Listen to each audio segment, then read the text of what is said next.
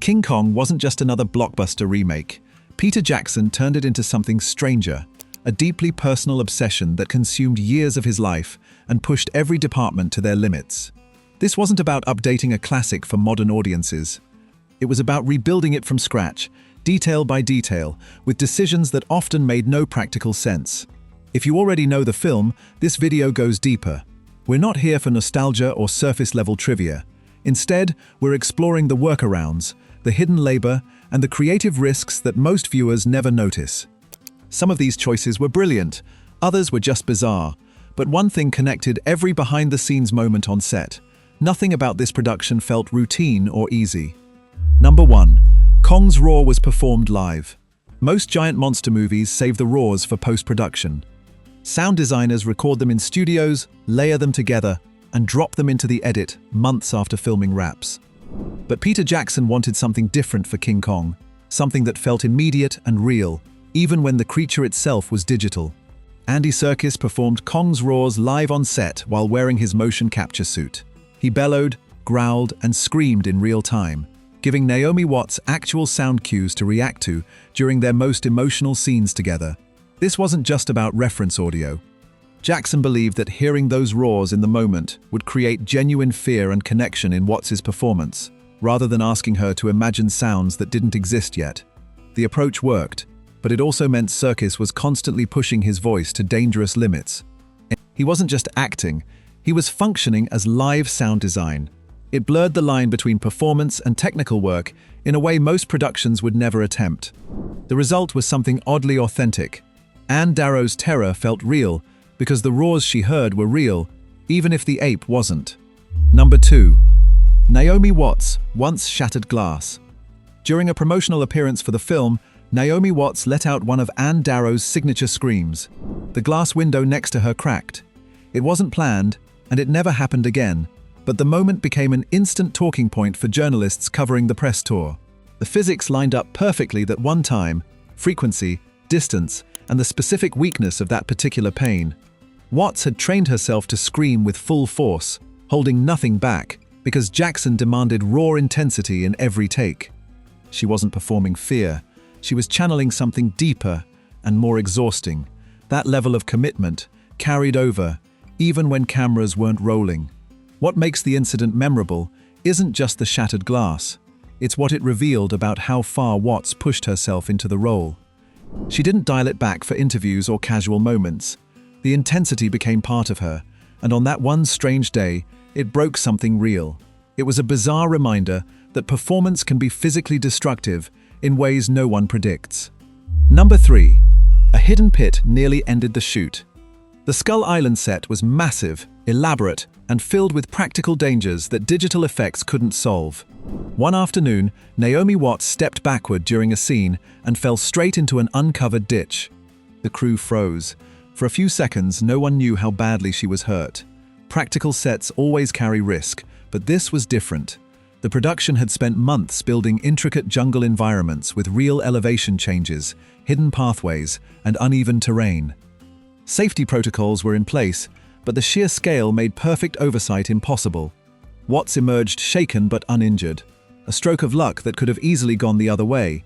If she had broken a bone or torn something, the entire shoot would have ground to a halt. Insurance would have kicked in, schedules would have collapsed, and the production might never have recovered its momentum. It was one of those invisible near disasters that nobody remembers because it didn't happen. But for a few tense moments, the entire film balanced on the edge of catastrophe. Number 4. Barbie dolls stood in for Ann. When Kong held Ann Darrow in his massive hand, the actors needed a way to visualize scale, distance, and eye lines. The solution wasn't cutting-edge technology, it was Barbie dolls. The crew used them as physical stand-ins during Kong scenes to help everyone understand where Ann would be in the final frame. The dolls gave actors something tangible to focus on. Andy Serkis could look at a tiny figure in his palm and understand exactly how Kong would grip her. Camera operators could frame shots knowing where a human-sized character would eventually appear. It was low-tech problem-solving on a production that spent millions on digital effects, but it worked better than abstract markers or verbal descriptions. There's something almost absurd about it. A massive Hollywood production relying on children's toys to build one of cinema's most iconic relationships. But that's exactly why it worked. The simplicity cut through the complexity. Everyone on set could see the doll, understand the scale, and adjust their performance accordingly. No explanation needed. Number 5. The dress was meant to be ruined. Anne Darrow's white dress is iconic, but it wasn't precious. The wardrobe department created multiple copies of the same costume and planned its destruction from day one. Each version was deliberately damaged in stages to match the progression of the story. Nothing was protected. The dress was designed to fall apart, and the team treated it accordingly. This wasn't about preserving continuity through careful handling, it was controlled destruction on a scale most productions avoid. The costume needed to look progressively worse as Anne endured more physical trauma, so the team pre-aged, ripped and stained duplicates to match specific scenes. Some versions were dragged through mud, others were torn by hand to simulate struggle. By the end of filming, certain duplicates were barely recognizable as the same garment that appeared in the opening New York scenes. The approach reflected Jackson's obsession with realism in every visible detail. He didn't want a clean, Hollywood version of survival where characters emerge from chaos looking merely disheveled. He wanted visible wear, accumulated dirt, and genuine exhaustion written into the fabric itself. The dress became a visual record of Anne's ordeal, and that only worked because the production embraced its inevitable decay. It wasn't an illusion of damage, it was the real thing, repeated over and over until it looked right. Number 6. Software rebuilt, 1933, New York. The opening scenes of the movie required a version of New York City that no longer existed. Depression-era Manhattan had been photographed extensively, but those streets, buildings, and skylines were long gone. Weta Digital didn't just recreate a few blocks, they rebuilt entire neighborhoods from scratch, using historical reference materials. The team studied thousands of period photographs to ensure architectural accuracy. Every building, storefront, and street corner had to match what actually stood there in 1933. This wasn't about creating a generic, old New York backdrop. It was about precise reconstruction of a specific moment in time, down to the height of buildings and the style of signage. Most of this work would appear only in wide shots or fleeting backgrounds, visible for seconds at most. That's what made it invisible. Audiences accepted the setting without question because nothing looked artificially perfect or suspiciously vague. The backgrounds felt real because they were based on reality, even though every pixel was digital. It was world-building on a massive scale that served the story by never drawing attention to itself. The best effects work often goes unnoticed, and this was no exception. Number 7. The ship only looked like it moved. The Venture's deck was one of the production's largest sets, and it never moved an inch. Built on solid ground in New Zealand, the full-scale ship remained completely static throughout filming. Every roll, pitch, and wave that appears on screen was added digitally in post-production. What looked like a vessel battling the open ocean was actually a perfectly stable platform. Actors had to perform chaos without any physical movement beneath them. They stumbled, grabbed railings, and reacted to imaginary ocean swells while standing on a surface that never shifted. Jackson and his crew added camera shake, tilting angles, and digital water effects later to create the illusion of a vessel being tossed by the sea. The performances had to sell instability that didn't exist, which required complete commitment to invisible circumstances. Most viewers never question it. The deck feels like it's moving, because everything else in the frame suggests motion.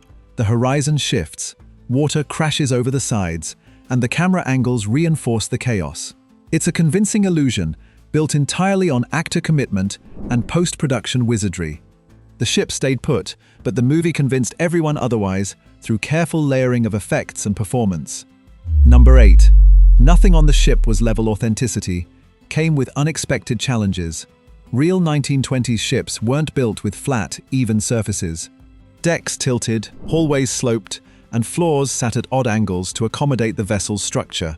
When the production team recreated the Venture, they committed to historical accuracy, which meant building a deliberately uneven set. This decision complicated everything. Camera operators had to adjust for crooked floors. Lighting rigs couldn't sit flat. Actors constantly worked on surfaces that felt wrong underfoot. What seemed like a minor detail during design became a persistent practical obstacle during filming. Every shot required extra effort to compensate for the tilted environment. Jackson prioritized realism over convenience, even when it made the crew's job harder. A level set would have been easier to film on, but it wouldn't have matched how actual period ships were constructed. The decision reflects the production's broader philosophy. If historical accuracy created problems, they solved the problems rather than abandoning the accuracy. Realism became an unexpected challenge that the team accepted as necessary. Number 9. New York's theatre was in New Zealand. The climactic theatre scene where Kong is displayed takes place in a packed New York venue. The location wasn't in New York. It was an Auckland theatre, thousands of miles away. Digital crowd duplication turned a limited number of extras into a full house, and careful set dressing masked any geographic tells that might have given away the true location. Geographic substitution is common in filmmaking, but this required precision beyond the usual tricks. The architecture, lighting, and atmosphere all had to feel distinctly American, despite being shot in the Southern Hemisphere. The production controlled every visible detail, from the interior design to the style of the seating, ensuring nothing broke the illusion. Even small elements like exit signs and decorative touches were adjusted to match period-accurate American theaters. Most audiences never suspected the switch. The scene feels authentically New York because the craft behind it was invisible and the attention to period detail was meticulous. The location served the story without calling attention to itself, which is exactly what good production design accomplishes. It was seamless misdirection that worked because no one thought to question where it was actually filmed. Number 10. Every car was rebuilt by hand. Period cars aren't hard to find in New Zealand. They're just wrong for Depression-era America. Vehicles in New Zealand are right-hand drive, built to different specifications, and styled for different markets. The production needed American cars from the 1930s, so they imported period vehicles and modified them extensively by hand to match what would have been seen on New York streets. Conversions weren't simple cosmetic changes. The team repositioned steering wheels to the left side, altered dashboard layouts, and adjusted visual details to match American manufacturing standards from that era. Some modifications required significant mechanical work. Every car that appears on screen went through this process, even vehicles that would only be visible in backgrounds for a few seconds or might never be in sharp focus. The effort reflects an obsessive attention to detail that extended far beyond the main characters and plot. No one would pause the film to check if background cars were historically accurate, but Jackson's team did it anyway. They spent time and resources on elements most viewers would never consciously notice, all in service of creating a world that felt completely real. Background authenticity mattered as much as anything in the foreground. Number 11. The score was written under pressure. Composing music for a nearly 3-hour epic typically takes months of careful work. James Newton Howard had roughly 5 to 6 weeks to deliver the complete score for King Kong.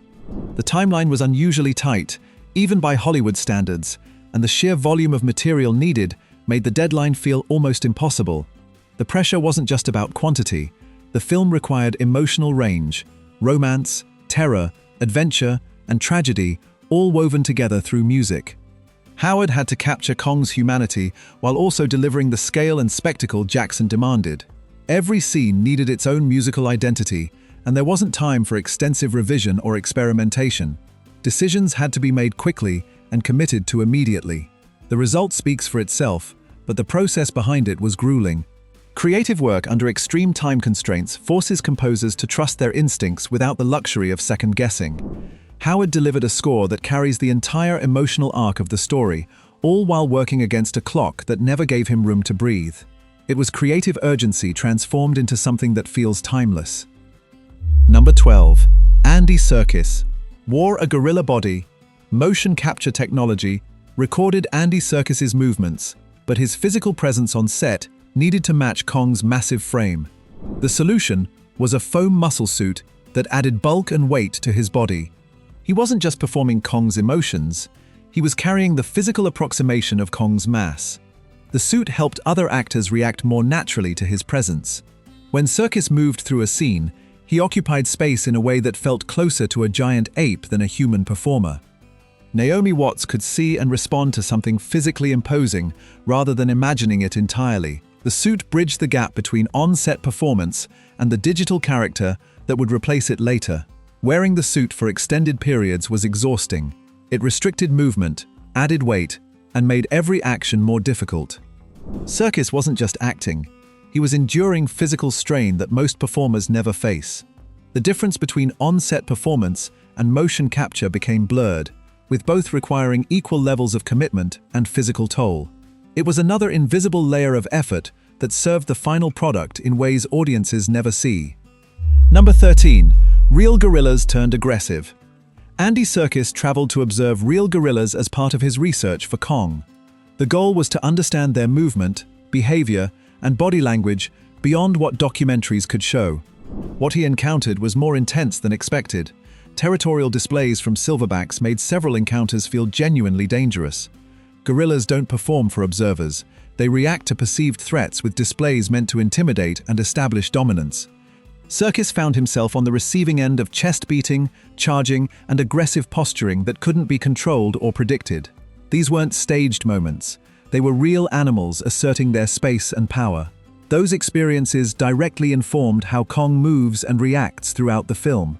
The weight, the sudden shifts in mood, the way Kong uses his body to communicate dominance or restraint, all of it came from watching and experiencing real gorilla behavior up close. It was research that went beyond simple observation into something more visceral and unpredictable.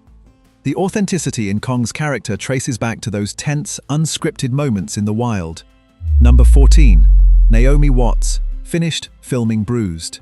Naomi Watts performed much of her own physical action throughout the production. The role demanded constant running, falling, struggling, and being thrown around by invisible forces that would be added later. By the time filming wrapped, the cumulative toll was written all over her body in the form of bruises, scrapes, and exhaustion. This wasn't about a single dangerous stunt going wrong. It was the slow accumulation of hundreds of physically demanding takes over months of shooting. Every scene where Anne is grabbed, dropped, or dragged required Watts to absorb real impact. Harnesses, wires, and practical effects all left their marks, even with safety measures in place. The physical cost never shows up in the final film. Anne Darrow looks battered and exhausted because the actress playing her actually was. Watts' endurance became part of the performance in ways that can't be faked or added digitally. It was invisible labor that made the character's survival feel earned rather than performed. The bruises healed, but they were real evidence of how far she pushed herself for the role. Number 15. Every Kong scene was performed twice. Andy Serkis didn't just perform Kong once per scene, he did it twice. Once on set with the other actors, and again later in a motion capture studio. The first performance gave his co-stars something to react to in real time. The second performance provided the clean data needed for the digital character. Both performances were essential, but they served different purposes. The on-set version created authentic interactions and helped everyone visualize Kong's presence. The motion capture version delivered the precise movement data that animators needed to build the final creature. Neither could fully replace the other, so Serkis had to repeat every emotional beat, every gesture, and every moment of physical action. The repetition was exhausting, both physically and emotionally. Performing an intense scene once is demanding. Doing it again with the same commitment, often separated by days or weeks, required a level of consistency most actors never face. It was unseen effort that doubled the workload behind every Kong moment on screen. The fatigue was real, and it compounded with every repeated take. Number 16. Kong was written as a vegetarian. The film portrays Kong as a vegetarian, which might surprise viewers who expect a giant ape to be a fearsome predator. The decision wasn't arbitrary. It aligns with real gorilla behavior. Gorillas in the wild are predominantly herbivorous, feeding on plants, fruits, and vegetation, despite their intimidating size and strength. This choice shaped Kong's character in subtle but important ways. He's not a mindless monster hunting for prey. He's a creature defending his territory and reacting to threats, not driven by hunger for meat. Scenes where viewers might expect him to consume animals or people never happen because it would contradict his nature. The film respects the biological reality of what gorillas actually are.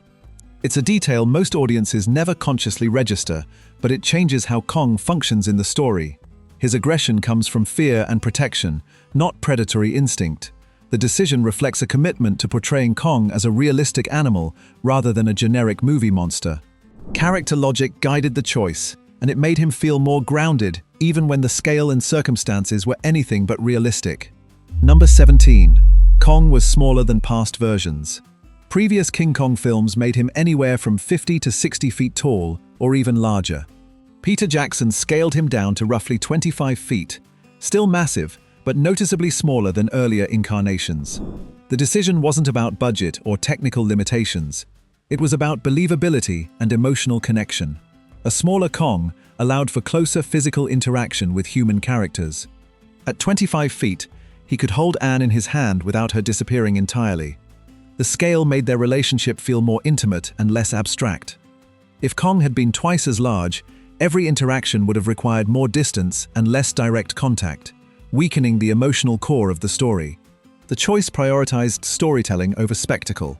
A bigger Kong might have looked more impressive in wide shots, but he would have felt more like a force of nature than a character. The reduced size made him relatable without losing his power or presence. It was a calculated decision that put emotional resonance ahead of pure visual scale, and the film is stronger for it. Number 18. Kong was meant to be old. Kong wasn't designed as a creature in his prime. The character was deliberately aged, with visible scars, worn features, and a sense of weariness woven into his appearance. He's not a young, aggressive alpha. He's a survivor who's been fighting for a long time and shows every mark of that struggle. The visual cues reinforce this throughout the film. His scars aren't just cosmetic details. They tell a history of battles and survival on Skull Island. His movements carry weight and fatigue that wouldn't be there in a younger animal. Even his behavior reflects age. He's more measured, more reluctant to engage unless provoked, and more interested in solitude than dominance. Age explains much of Kong's restraint and his unexpected gentleness with Anne. He's not driven by youthful aggression or territorial displays meant to prove strength. He's tired, isolated, and perhaps aware on some level that his time is running out. The film frames him as weary rather than savage, and that shift in perspective makes his eventual fate feel even more tragic. Number 19. The ending blames beauty, not planes. Carl Denham delivers the final line of the movie. It wasn't the airplanes, it was beauty killed the beast. The line is lifted directly from the 1933 original, but its meaning runs deeper than nostalgia. It reframes the entire story by placing responsibility not on the military response, but on Denham's exploitation of Kong. The planes were the mechanism, but beauty, or more specifically, Denham's use of Anne as bait, was the real cause. Denham brought Kong to New York. He put him on display. He created the circumstances that made Kong's death inevitable.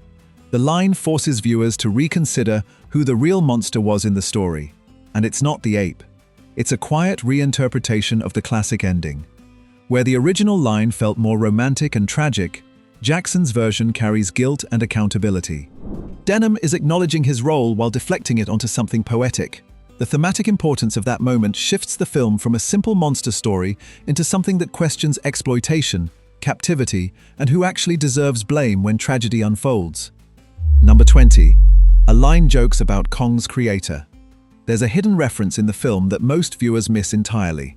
A character mentions someone named Cooper in passing, a nod to Merian C. Cooper, the director and creator of the original 1933 King Kong. It's not announced or highlighted. It's just there, waiting for classic film fans to catch it. The reference works as subtle meta-humor. Cooper literally created Kong, and now a character in this remake casually drops his name without any fanfare or explanation. It's the kind of inside joke that only lands if you know the history, which makes it even more satisfying for those who do. Most audiences hear the line and move on without realizing what it actually means. It's a small gesture of respect toward the source material, tucked into the film in a way that doesn't disrupt the story. Jackson didn't need to point it out or make it obvious. The reference exists for the people who care enough about film history to recognize it, and for everyone else, it's just another line of dialogue. That restraint makes it more meaningful than any heavy-handed homage could be. Number 21. A fake Kong trilogy fooled fans. After the film's release, Peter Jackson announced plans for a King Kong trilogy on April 1st. The announcement included detailed plot descriptions, release dates, and behind-the-scenes information. Fans were excited. Industry press covered it seriously.